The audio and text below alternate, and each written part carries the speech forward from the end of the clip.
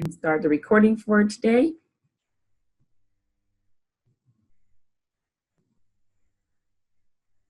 Okay, so here we are, week 8. As I said, we were supposed to get started, but there just wasn't a lot of people about an hour and a half before class for me to get those groups set up.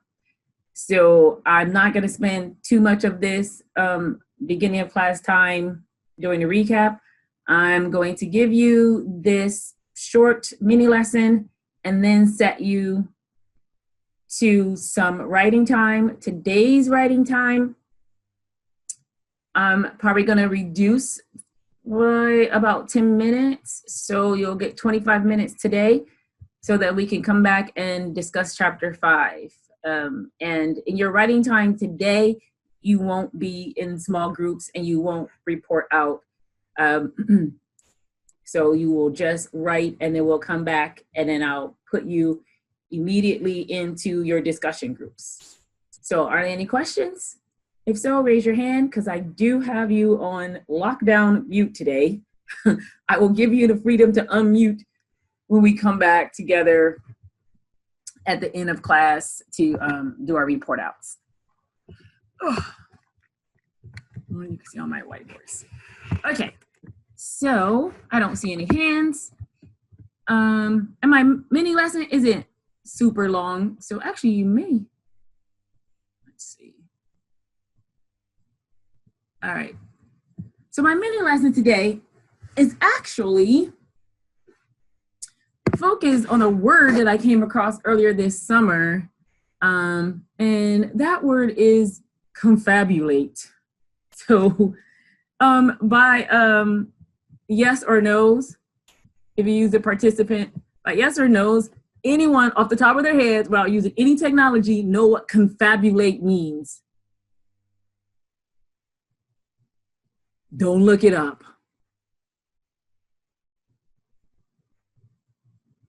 People are changing their minds. Okay, so I'm up to like 13 people. Between 11 and 13 is going up and down. That like, I don't know what confabulate is. And then the rest of you just opted out, I guess. I haven't either, but I love words. And I'm guessing that a lot of you like them too. So if that's the case, if you like words, yeah, I mean, I just love learning new words. So confabulate, the definition that I have here, and this lesson you will get, I will put it in our class. I just wasn't gonna do it today, but things change. So confabulate is the process that we use to fill in the gaps of our memory. I don't know, I probably got this on Word a Day because I'm signed up at dictionary.com or somebody and they send me words every day. So that is like the simplest definition. And I think this is appropriate and is useful as a writing tool. So we look at our crafts and think about what we're doing. And also, even in our imaginations. So whether you are, or we are writing about a topic or issue or idea that's close to us, that's part of our experience, that's not part of our experience, one of the things that we have to do is come up with things. And this idea of confabulation, we do it all the time. So in our textbook, we have poetry, fiction, drama, and nonfiction. Well, we actually have creative nonfiction. So there is a difference between just nonfiction and creative nonfiction.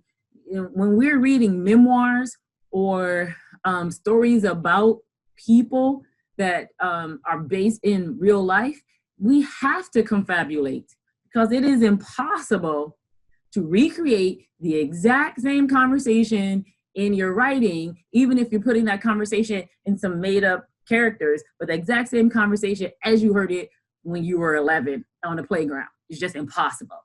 So we have confabulation. Now, it's not the same thing as just blatantly lying and making up things.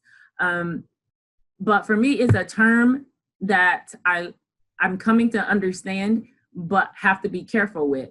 So as we base things on fact, even as creative writing does not mean fiction. It doesn't mean always fiction. It doesn't mean a particular genre that's not fact-based. It's kind of everything. So the idea of being creative in our writing, I think, goes well with this idea of confabulation. And then my example comes from a memoir called The Glass Castle. They made it into a movie. If you're familiar with it, can you just say yes if you've heard of either the memoir or saw the movie? Yes, I still think the book is better, even though Woody Harrelson did a good job as the dad. Anybody? I'm looking at participants. So yeah, so 4 of you familiar with this text somehow. Actually, the author came a few years back and spoke at one of our, I think it was called our diversity lecture series, Jeanette Walls. So she was hosted here at CC. And you can actually find the link of her, and I'll put it up, because she writes memoir, but a lot of it, she starts her memoir super early in life. And really, how much do you remember at 4? Nope, there's some confabulation going on there. So one of the things I say is that this is not cheating, this idea, but I see confabulation as ethical creativity. You're still being responsible. And one of the things, if you are even to base a character on someone that you still need to be ethical in that. I don't think we completely make up anything brand new. It is based somehow in some sort of relationship with reality. So with creative writing comes this ethical ability in your creative choices. With that, any comments or anyone want to add to this? Do you get it? Do you not get it? Does this make sense? And this is what I'm going to give you for a few minutes, the power to unmute yourself. You now have that power. But I still would like for you to raise your hand. This is me trying to invite you into this conversation.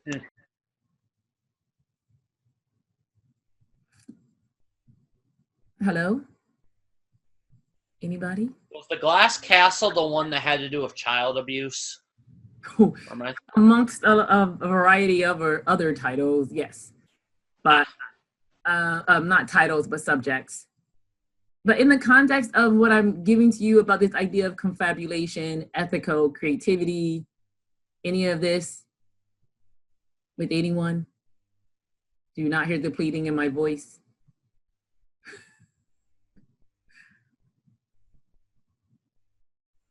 Did I literally just say all this into a black hole of, oh, yay, Thomas? Can you try? I kind of understand like a few of it, but there was some of it that's still a bit confusing to me. Well, so everyone out there, all 21 of you, just with the definition that to confabulate is when we fill in the gaps in memory. Right, so just fill in what you can't remember. Well, yeah, and do we do that? Do people do that in general? Have you ever done it? And what does that mean as a creative writer? I don't know if she knows this, but that's why witnesses are unreliable. Okay. Oh, so I see Isabella. You should be able to unmute yourself. Yeah, I think I do that quite a bit, obviously, because like you said, you can't remember, everything from your childhood, and you can't remember, exact details. But I was just wondering, where do you think the line is between like being able to confabulate and then like just making stuff up? Like, do you think there's a line in between there? I do. And I think it's a moving line. And that's why I attached the idea of being ethical. Usually writers are called on this. It's something that we have to figure out how to self-regulate. But yeah, there definitely is a line. And I think when you realize it, so even in, there's a poem that I wrote, and in that poem, it's not very good, or at the time I wrote it, I was like, hey, this is just a poem about family. But then after I sat with it and looked at it, I'm like, oh Lord, this is a poem about my family.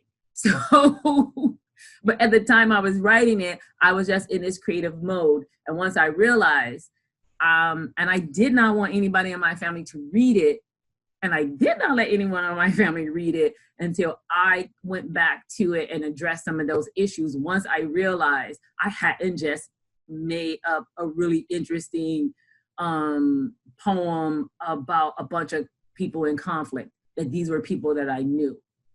And I think as writers, so that this idea of confabulation, in that respect, I was doing it, but not in the process of like, oh, I actually already know who I'm basing this on. It was in there.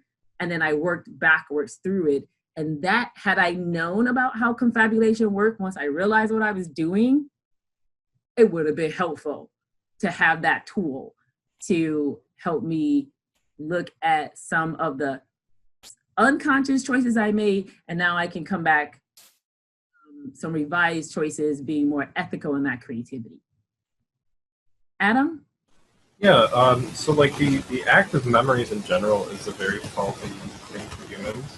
Like when you remember a past event, you're not remembering the original event, you're remembering the last time you remembered that event. So like that's how our brains organize things. So like just in general, you can't really trust yourself. And I just don't, I mean, I get the whole confabulation. I mean, it's a false memory, basically, that you think is true. I understand that, but I mean, that technically could be any memory. That noise? Yeah, could everyone else make sure they mute themselves? The only one should be unmuted is Adam.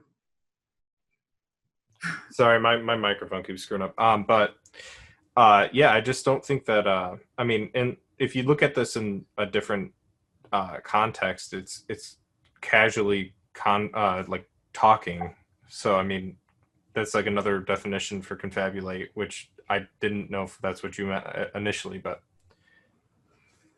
Yeah, I mean, it's a simple term, but it's very layered. And I think that having it as, or even having a simple reference to it as a creative writer, for me, it helps to think about our ethical responsibility as we, not necessarily as we write, but as in the process of the craft of writing. So yeah, so memory is something that is always flawed. And another thing that writers might do is research. So you may research, and that research may be formal, it may be informal, it may be talking to other people. So if you have characters, and I look at everything that I write as characters. So even if I'm writing an essay, a creative piece about an emotion or a feeling that involved me, I see myself as a character. This is not point by point, a representation of who I am or who I might be. So my example was from a memoir, and I present to you that memoirs should be looked as creative nonfiction, because you are pulling things together. My example is just from, and I'm just going to be quick here because, like I said, I hadn't planned on doing this lesson today. It's from this Jeanette Walls. Her book opens, and I think she's like 3 years old. And when I first read this, I was like,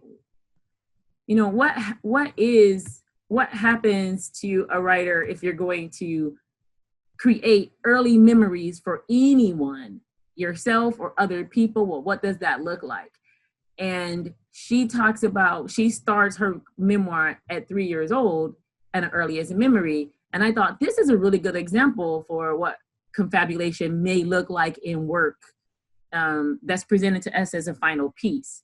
And when I read this part from Jeanette Walls, I also think about how do you recreate the perspective and the energy and the images that's going to represent a memory from someone who's this young. Like, what does that look like? And my immediate thing is like, it should be a lot more confused, perhaps. But when I look at how she has decided to, like, even the lengths of sentences, the kinds of words that are in sentences, they're very simple. They're very fixated on specific topics or subjects. So in this first paragraph here, it's kind of circular and it's stuck on like this little girl in this pink dress. I'm like, well, if you have the opportunity to be around toddlers, they are often fixated and circular. And I thought this is a really good example of how you fill in the gaps of a memory. In this case, she's talking about herself, but she's talking about herself that is very far removed. And I present that it's a version of a remembered and reconstructed and she self, and she's using confabulation to give us this really great picture of images of how this little girl is behaving in this particular scene. And so my other piece of this example is my question here is that basically writing fiction or poetry, and then again, and what is poetry? Is it fiction? Is it real? Is it not real? How are we presenting that? And we have as many types of poetic forms as we do fictional forms. And sometimes they overlap, which you will see in chapter 10, the chapter on genre and forms. But also, remember that chapter 10 is not like the end all be all of all the possible genres and forms. It's just what this author fit in this book. And then we have, I think I'll save my conversation for images and energy for another day, because I originally was going to have these two for different days. So with that idea about confabulation, and I wanted to keep it as simple, is basically the process of filling in memory gaps. So with that, I want to go ahead and move us to writing time so I am redoing class. So as I move you to writing time, if you have not posted what you're going to talk about for chapter 5, do that immediately, because after I start writing time, I'm going over there to put those groups together. You'll also find that in the discussion board area, I've already put up the links, the posting areas for chapter 6, 7, and 8. So they're there. You can wait to each week to get a link like this, or you could just go directly to the discussion forums area and you will see 6, 7, and 8 there. And I'll do another talk about, please look ahead so that I can get these groups done and we can do them when they are scheduled for class. All right, so with that, I'm going to say it is 1:22. All right, so no, I can still get you a half hour today. So we're gonna come back at basically 1:52, so 1:55. At 1:55, you will magically find yourself having an invitation to discuss the writing log. So right now at 1:22, I suggest you spend this time thinking about confabulation. You might want to look at something you've already done. You could work on practices. I I would also suggest, if you haven't looked at the project for chapter 10, because the first one is due this Sunday, I believe, the 4th, do that during this time. So use this time, prioritize it for something that you have to do in class. And with Luke, you have a question? Did you say that the first one is due, or that? October. Yeah, I believe that October 1st. I'm sorry, October 4th, but it's on the Okay, I'll check that out. Thank you. So if you haven't looked at that, please do. So go ahead. I'm going to take away your power to unmute, and I will put you in a group at 1:55. So you're gonna have 15 minutes in your small writing groups. I'm going to go to that area and just let you see here anything that's locked. So I locked the questions that no one signed up for. And I'm actually going to go ahead and make all these red. So if it's locked and you're one of those 4 people who didn't post ahead of time, the ones that are published, these are the only ones that you can like join at this moment. So it's continuously to be important that you select before class so I can put you in the right group. So if you didn't select and post before now and you wanted to do say option 5, you can't because I've already formed the groups. So let's do that ahead of time. And as I said before, here in the discussion board area, if you just go to discussion board area, you can see the options for chapter 6, 7, and 8. So yeah. All right. So did anybody work on project 10 or look at project 10? Show of hands. Yes, no. Luke, let's see. Let me give you. So Luke, you can go ahead and unmute yourself.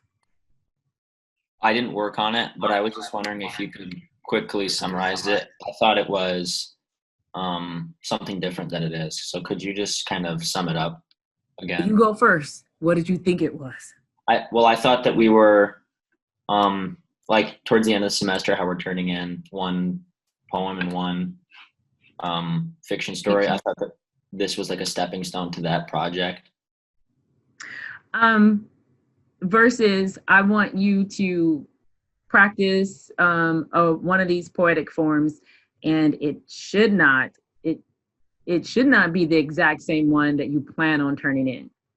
Okay. So, I mean, again, I'm not like hardlining this because what you do now could end up being completely different and could possibly turn in. But the intent, if you look at the little caption underneath in chapter 10, one of the things that it says is you should practice these forms at least twice. So this, in a sense, is my way of giving you practice a form at least once before you turn in a form at the end of the semester.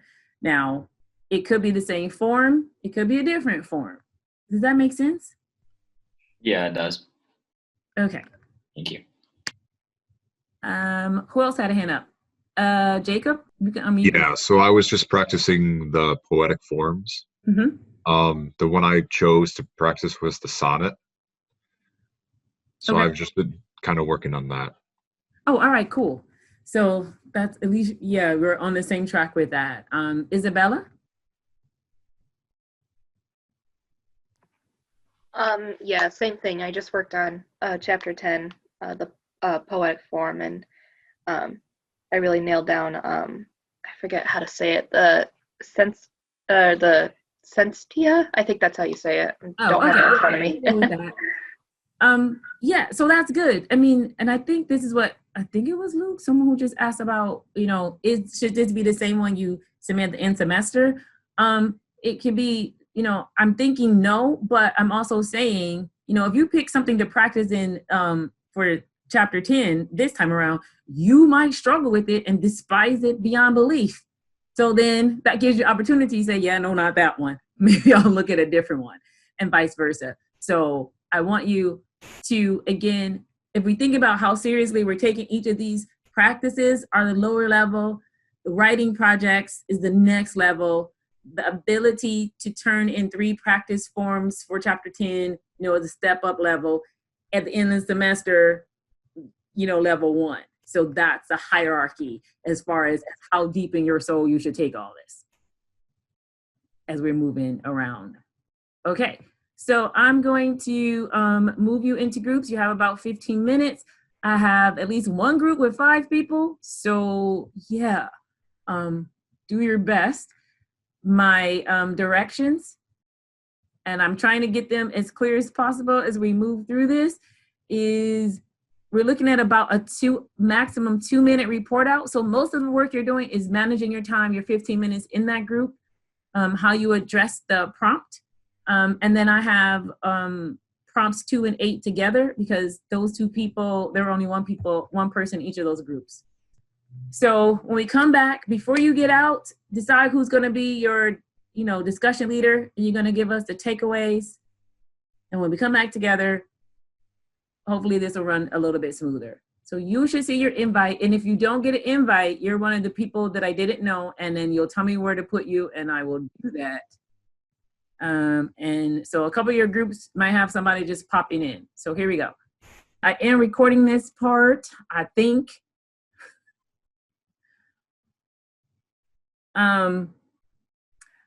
So as we move towards chapter 6 discussions next week, I also plan on giving you a specific practice to talk about. That's my hope for next week. But specifically, as we move to chapter 6, I really, really want you to come prepared to discuss whatever writing project from 6 you chose. And I pop into groups to see if you are prepared to do that. And I just want that to be a discussion, writers sharing ideas around some common prompt. Next week, if I don't see that, I am going to be forced to create some kind of, more concrete accountability. I don't want to do that. I really, really don't. So let's shoot for, we have 6, 7, and 8. Pick something, having completed it and ready to talk about. All right, so and we're also just gonna do this in order of prompts. So let's start with prompt number 2.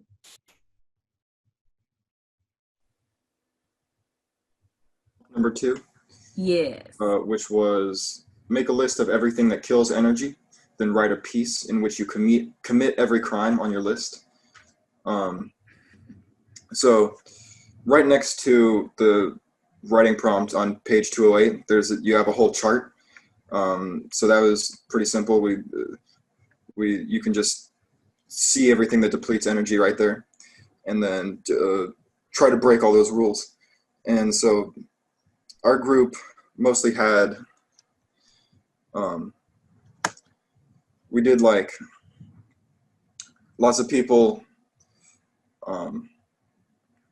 did things like just describing, like overly describing like really mundane things. So like a story about just going and getting gas, or like even an action scene, but just like taking way too long to like describe every detail and things like that. So like depleting the energy of the story, and then almost like draining the energy of the reader because they just like don't want to read anymore. And that was about it. So how was that as an experience of a creative writer, like purposely creating something that sucks? Was that helpful? It was well, for me personally, I tried to make it like, I wanted to break every rule, but then also try to make it as exciting as possible. So I was like, making like because a lot of it is like about the reader's thoughts, and apparently that's really boring, is just like describing exactly what the reader or what the character is thinking in every moment. So I wanted to like try to make the character's thoughts exciting, and he has sort of like a conflict in his own head and stuff like that. So okay. It was interesting for me in that way, of like purposely trying to break all the rules and also making it as exciting as I can. And I just want to point out that particular prompt is useful because it takes back to like the craft of writing. Like this is something, it has a set of rules. If you know them, you can purposely do something, but you need to know them and know that you're making these conscious choices. So as we're going throughout the semester, you want to continually try to give at least yourself a set of tools and rules and engage with them consciously. All right, thank you. If your group is satisfied, you all can put your hands down, and then we're going to go to the eclectic group, which was 3, 8, and 11. Your report out is probably going to be short, so that's okay. Okay, so I had number 3, which was basically just taking a work and rewriting all of the commonly used verbs. I found it a little bit difficult just because you don't really know like how to like replace it or rewrite something when it uses like a common verb. So there was a little bit of brainstorming there going on. And then Katie had number 11, which was just looking into issues of like racism. And so she said she was working on that one. Okay. I'm going to repeat that the eclectic groups, you have to bring a lot more to the table. So keep that in mind. I still want people to choose the ones that they want to work on, but you may end up in an eclectic group. So just be ready for that. All right, prompt 4. I think that was 4. So myself and Cole were in that group, and we were talking about that. Our prompt is to take a piece of writing that we made this semester, change the point of view. If it's a poem, have somebody else speak. When you're finished, write a short paragraph about what it gains and lost. Or loses. So our conversation during which was changing the perspective specifically, and we both found out that second person's perspective is a lot different than what we originally thought.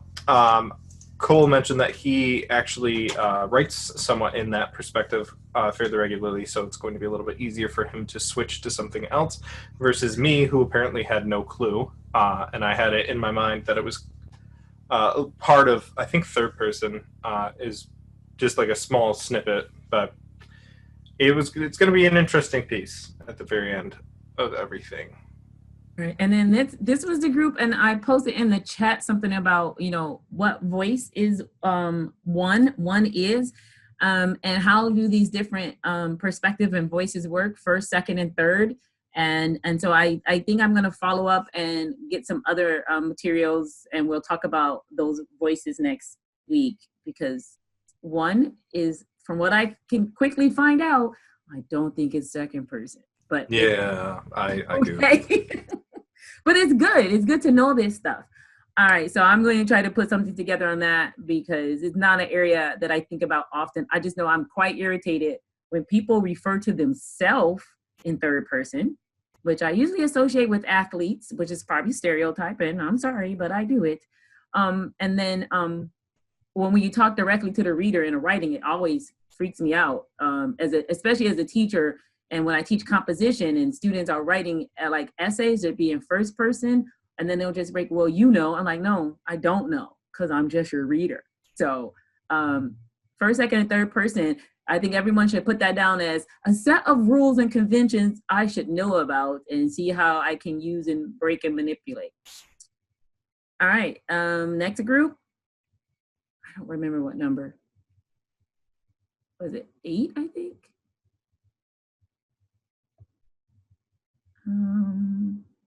Yeah, no, 9. I had 2 groups that had 9A and 9B because there were so many people. So whoever is the leader for one of those groups, go ahead. Does somebody want me to speak, you guys? Because I don't know. Screw it, I'll talk. I say this with all the patience and love. You all need to know who's going to be your speakers before we get to this point. So we have 4 minutes left. Screw it, I'll talk.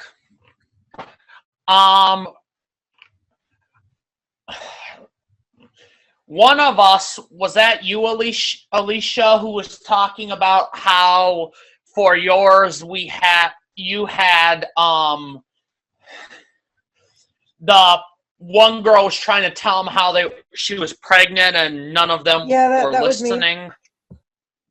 Okay, and then another one of us was talking about how they were trying to tell how that the one guy was bad news and they didn't want to believe it because they were attractive. Okay, I'm going to interrupt you because I have 2 groups of 9 kids.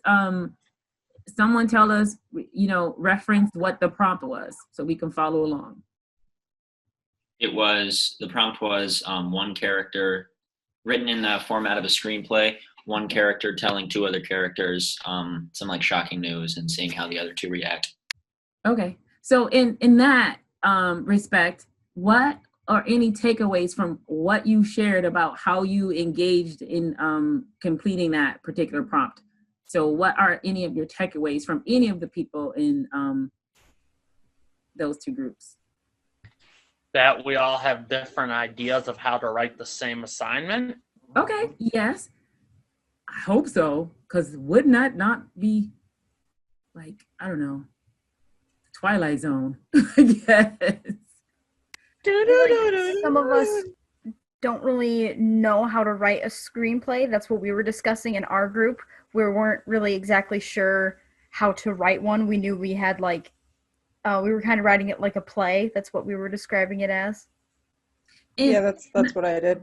Okay, good. And I'm wondering, why did you pick this just to try? Because, yeah, there's so many extra layers and things you have to fill in for a screenplay, it seems like, than you do for a play. And this is coming from a person who has written one act play in my entire life. So I know I'm not the expert on it. It just seems like there's a lot more that just directions and other stuff you have to fill in when you call it a screenplay. Did you all find that? And was that extra work, or did you? I didn't. Oh, go I ahead. chose it just because I'm really interested in film, and I thought that would be another cool aspect. But to answer your previous question about what we all brought to the table, I would say that this is a good project for everyone who writes it to have sort of a different tone. Like mine would amount to one of the people already knowing the information, so that kind of creates some conflict between the 3. And then I'm not sure who it was, but somebody mentioned that they were going to write it in like a sitcom format, and it would be more of a comedic effect. So. Okay, and so it also has the layer of all these other genres. So I see some hands still up. Did I not hear from one group, or is that everyone? So if I heard from your group, you can go ahead and put your hand down. But yeah, I think the only one left was number 10. Yes, please go. Yeah, so basically we talked about we both had situations about how one person have effectively a higher energy state than the other one, basically, because they're seeing the same thing, but one's seeing something the other is not seeing.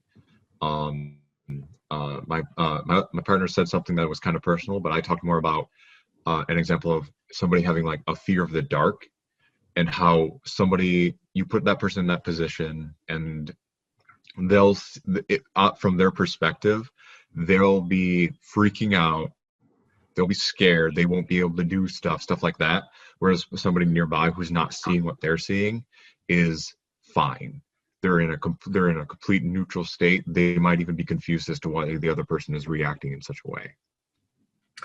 Okay, thank you. And I am going to honor our time. It is 2:30, and for some reason my Blackboard page closed, so I'm not going to waste my time trying to open it and make sure that but I did post week 6. I don't know if it's saved and you can see it because Blackboard closed on me.